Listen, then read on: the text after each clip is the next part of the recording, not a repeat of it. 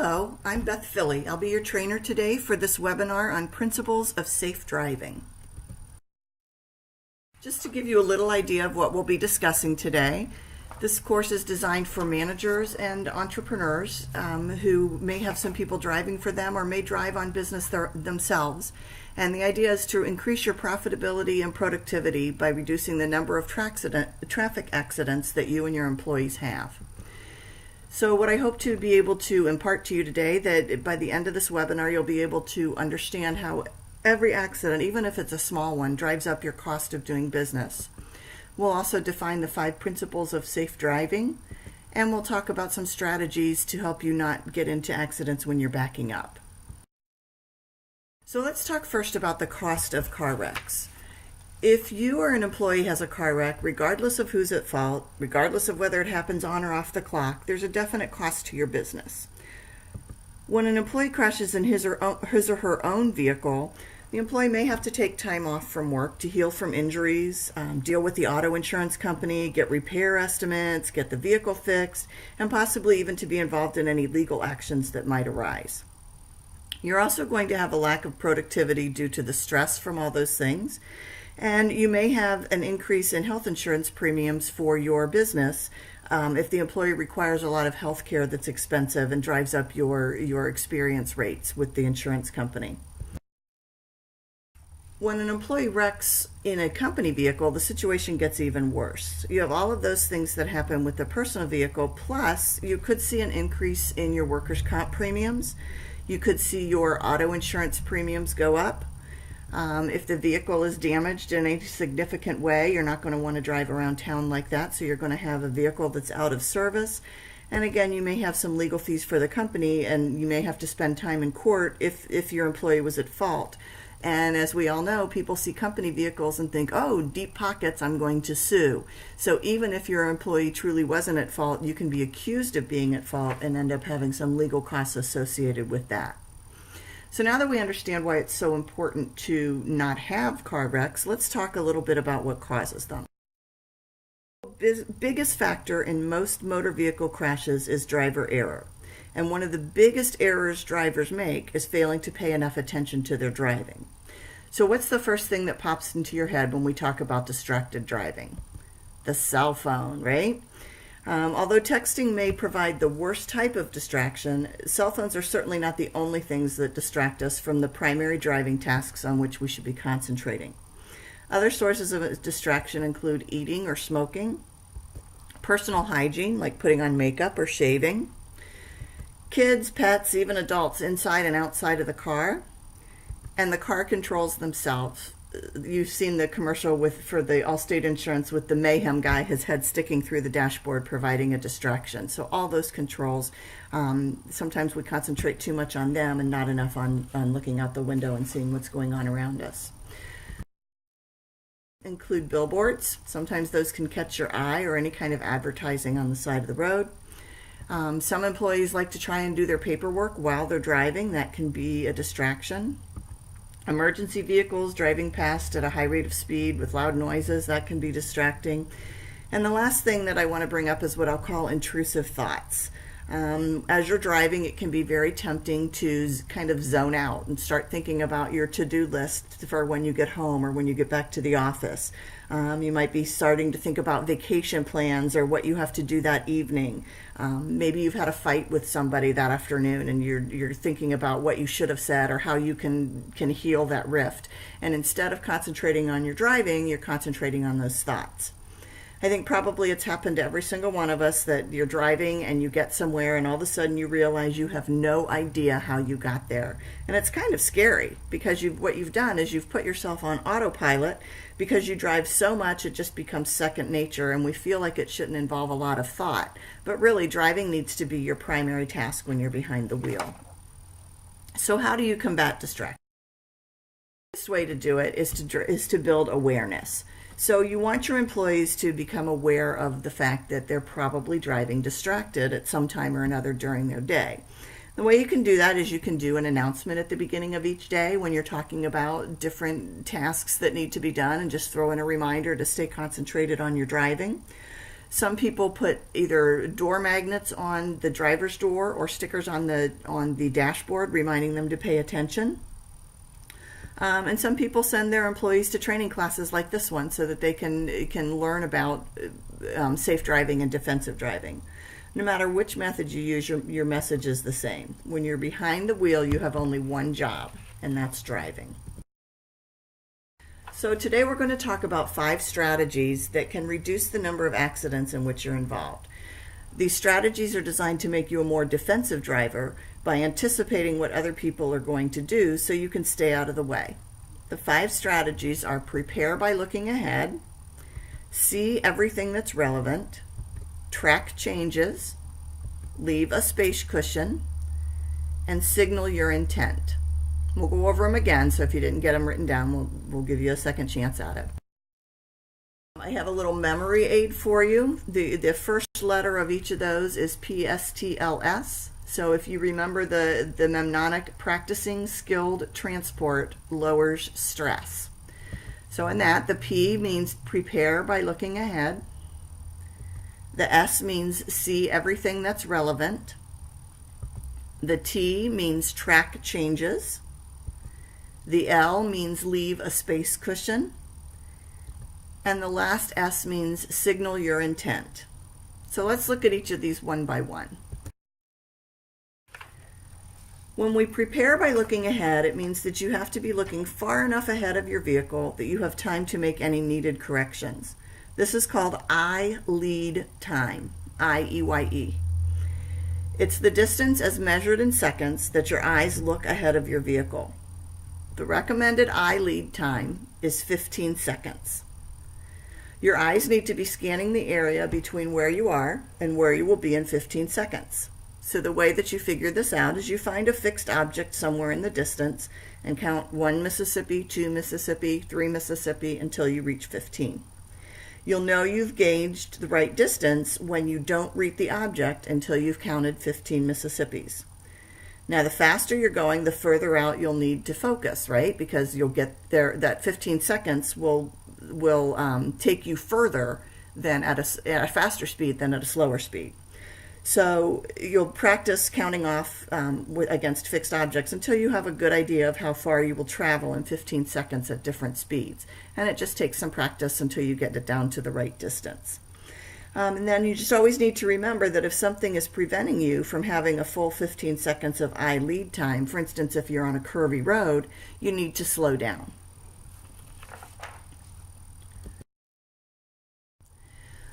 When you prepare by looking ahead, you can anticipate what other drivers might do. For example, if you see someone driving aggressively, you know they're going to cut you off. So you just leave room for them to get in front of you. You can take in information from traffic lights, railroad crossing signs, and other traffic control devices. For example, if you see the walk light turn red, you know the traffic light will soon turn red as well.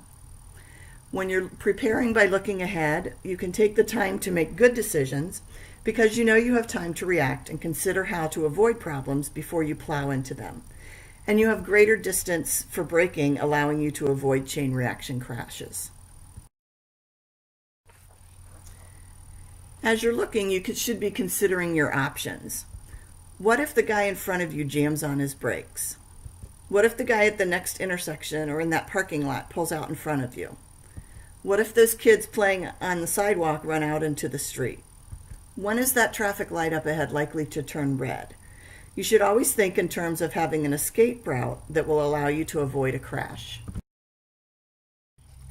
Moving on to our next strategy, the second strategy is see everything that's relevant. So you're looking for things that might impact the way you need to drive. And implicit in this strategy is learning to ignore the things that aren't relevant. So while a child playing near the road is significant, an adult sitting out on his porch probably is not. While a van with a colorful ad on its side is relevant because it might pull out in front of you, the equally brightly colored ad on a billboard is not important. And for a parked car, you need to make some decision whether it's relevant or not, depending on whether it's likely to pull out of the parking space and into your traffic lane.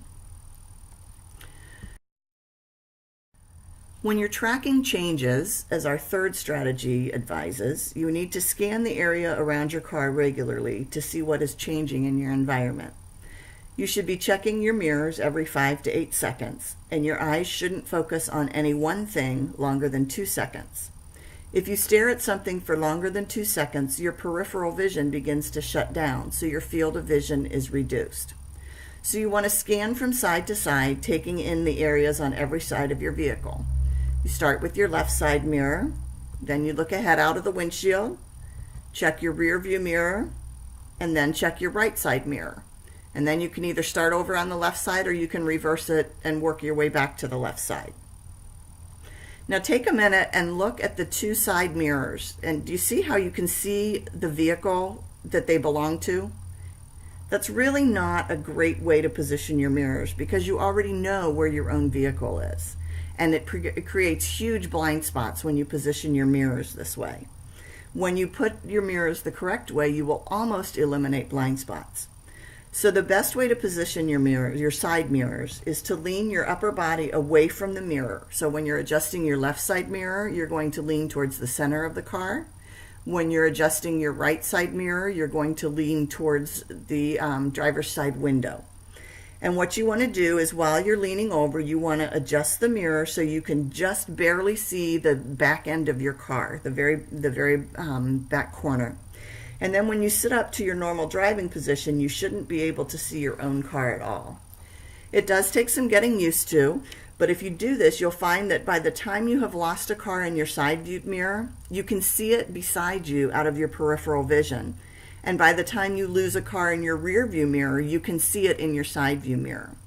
You still want to take a quick glance over your shoulder before you change lanes, but you're much less likely to be surprised by a car that's sitting there in your blind spot if you have your mirrors positioned more outward than you're used to. Next strategy is leaving a space cushion.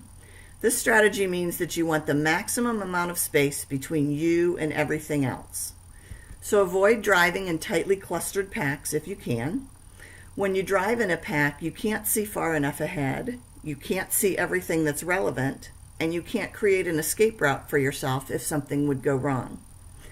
Obviously, you can't control where other cars are, but you can certainly control where you are. The space you have the most control over is the space in front of you, and you want to stay back at least 3 seconds from the car in front of you when you're moving. When they pass a fixed object, count your Mississippis and make sure you get to 3 before you pass the same object. If someone is tailgating you, you want to leave even more space in front of you. You can't control the fact that they're tailgating you, but what you can do is leave more space so that you don't cause a chain reaction crash if they would hit you. Part of leaving a space cushion is trying to time lights so that you don't actually have to stop. You want to slow down as you're approaching a light that is either red or is soon going to turn red, and that way you never have to stop. When you do have to stop, you lose your space cushion. So what you want to do is make sure that you leave enough space between you and the guy in front of you, and the way you should do that is you should be able to see right where the tires meet the ground on their car. And if you can see that, then you're far enough back that hopefully you won't be thrown into them if you get hit from behind. Last but not least, if somebody drives into your space bubble, you want to find a way to reestablish that space cushion. The best way to do that is usually to slow down. There are very few things that you can accomplish by speeding up that you can't accomplish better by slowing down. And you want to find the lane of least resistance. So that the lane of least resistance is the legal lane with the least potential for conflict and the best visibility. So you're always looking for that lane of least resistance when you're driving. And the last strategy is to signal your intent. Now this is more than just using your turn signals. It means using your hazard lights when you're slowing down on the highway because there's a traffic jam or a wreck in front of you. It means you might tap your brakes a few times before you actually slow down for real, just to kind of get the person's attention behind you. It means waving people through intersections.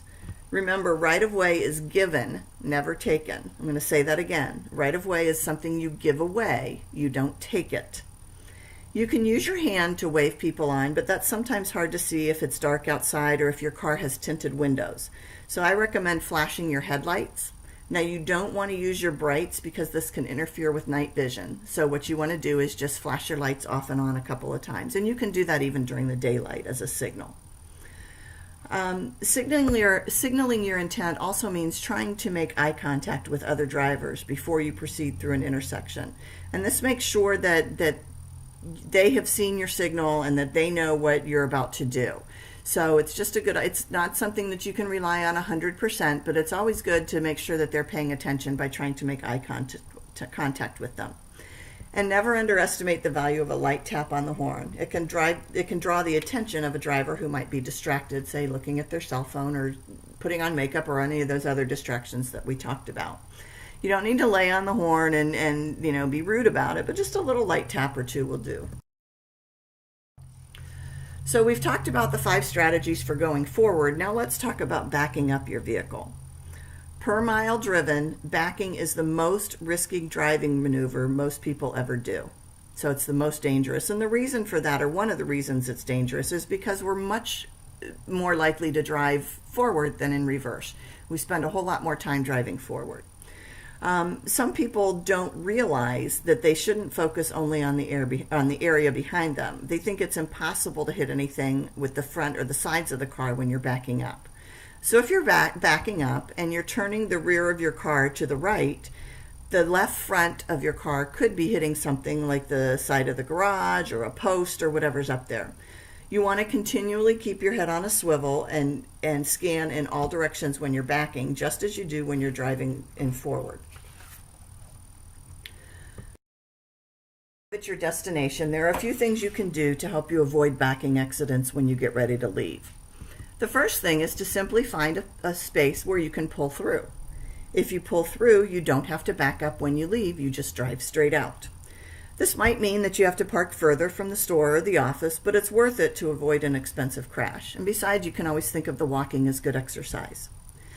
If you can't pull through, the next best thing is to back into the spot when you arrive rather than back out when you leave. So when you find a parking spot, you drive a little bit past it to position yourself to back in. And when you're driving past, you can check out the spot and see if there's a baby playing in it or if there's anything else you might hit. Then when you come back to your vehicle, you're facing outward and you can avoid backing because you don't know what's going to be out in that aisleway or what's going to change out there. So you always want to back in rather than backing out. If despite your best efforts when you arrived, you ended up having to park forward in a parking spot and you have to back out, there's a couple things that you have to do. The first thing is to circle around your vehicle for safety. So you finished your business in the store or the office or whatever, it's the end of the day, you come back out to your car, you always want to check the area behind the wheels, the path you intend to drive, and all of your surroundings. So look out for what other people in the parking lot might do. For example, if somebody else is getting into their car that's parked near you, wait for them to pull out so you don't have to worry about them when you're backing. If someone's walking near your car with small children, count the kids and make sure you know where all of them are before you put the car in reverse. Remember, if you're driving something like a minivan or an SUV or even a pickup truck, as many as 60 toddlers can fit behind your car in the blind spot created by your tailgate. There was a TV show on this, and they lined up 60 kids from a preschool behind a van, and the person who was driving the van had no idea that they were there. None whatsoever. She could have backed over all of them, and that would have been just tragic. After you've completed your safety circle and checked out your surroundings, you want to get into your vehicle, put your seatbelt on, and immediately leave before the conditions change. If you're going to stop to do paperwork or balance your checkbook or call home or whatever it is you do when you get into your car, get back out of the car and do another safety circle before you leave, because conditions can change. Start to back out, you want to drive slowly, no more than 5 miles an hour. Driving slowly allows you to see the whole picture as you can scan the entire area. Remember, keep your head on a swivel. Driving slowly also allows other people to see what you're doing and to react if they need to get out of the way. And it minimizes the amount of damage done if you do end up hitting something. To review, remember our memory aid, practicing skilled transport lowers stress. So there's 5 things you can do when you're driving forward to avoid crashes. The first thing is to prepare by looking ahead at least 15 seconds. Second is to see everything that's relevant while ignoring things that aren't likely to cause a problem.